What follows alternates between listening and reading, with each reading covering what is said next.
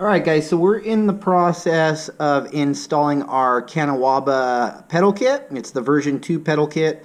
It doesn't do any assist, it just kind of free spins in there and is mostly just for satisfying the appearance of having pedals and satisfying your state laws. Here in Kansas, we don't have any classifications like Class 1, Class 2, Class 3.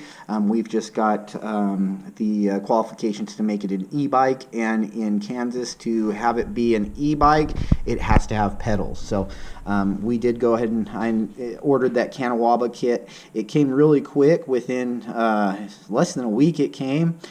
So pretty happy with that, considering it came from out of the country. And right now what we've done is we've gone ahead and we've uninstalled our brackets for our pegs here. So we've taken this off of both sides, and we've taken out this is the sensor for the kickstand that shuts off the motor if your kickstand is in play. You can reinstall this on the Kanawaba kit. It actually zip ties to the bracket, but I'm going to actually go ahead and remove that sensor. I don't feel like I need that sensor. So in order to remove the sensor, what we're going to do is we're actually going to uninstall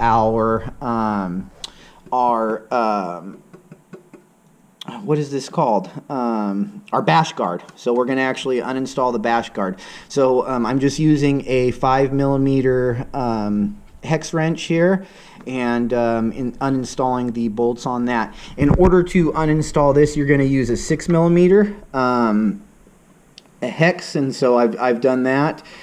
We've got this uninstalled on both ends. You can see here's that's the support brace that I had installed previously. We'll no longer need that, and we installed the other side bracket there. So for the foot pegs, the pedal kit actually, the spindle on it actually kind of acts as a brace, so we'll no longer need that, and we can actually swap between pedals and the pegs if we want to. So kind of a cool kit. We'll get it all ratcheted up and show you here, but for right now I'm going to go ahead and uninstall this bash guard, and once I've got that uninstalled, I'll check back with you here and show you how to delete this sensor if you want to delete this kickstand sensor. So bear with me, I'm going to get this uninstalled. I need both hands, and then I'll check back with you in just a minute.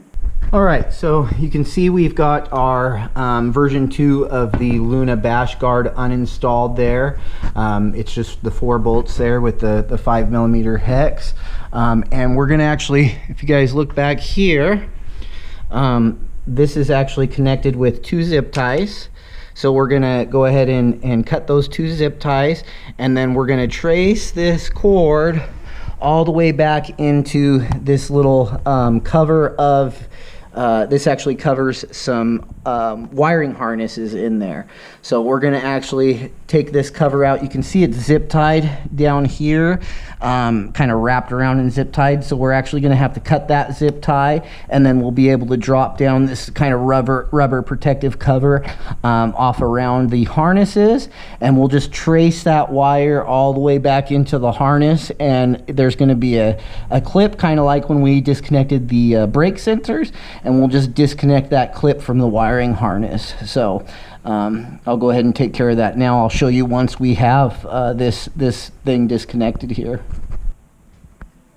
Alright guys, so we've unzip tied the zip ties, just cut them off with some of our shears here. I like to use my Klein shears to cut zip ties. It makes it easier than a knife and more safe. So we've pushed back this little rubber casing that protects the electronics in here from moisture, and just kind of backtracked the sensor here to where we could fish out the connection here.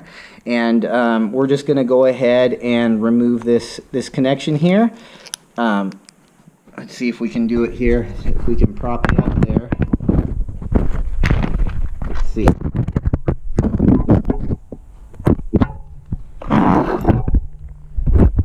Hopefully that's a good angle there for you guys, and we're just going to come in and fish this clip out here, and that's it, guys. So once we've done that, what we're going to do is we're going to push the connection back up into the rubber protector here, and we're going to re-zip tie that to protect those wires. So there's actually some little cutout holes here, if you can see that. We'll just fish the zip tie back in there, and then tighten that all back down around the wires there, and tuck it back up in there underneath the bash guard. So pretty easy process, guys, if you want to go ahead and eliminate that kickstand sensor.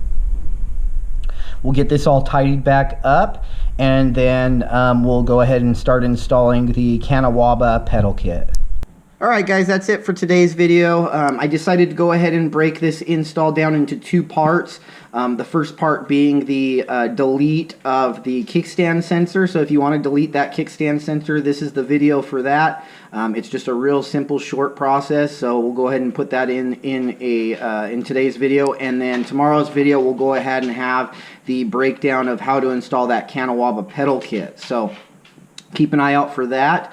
But I decided I wanted to break this down into two so it's easier for people to pick and choose what they want to do. Some people are wanting to delete the kickstand sensor and keep the original peg setup. So we will see you tomorrow on the next video. If you haven't and you enjoy this video, please hit that like. Please consider subscribing, and we'll see you on the next one.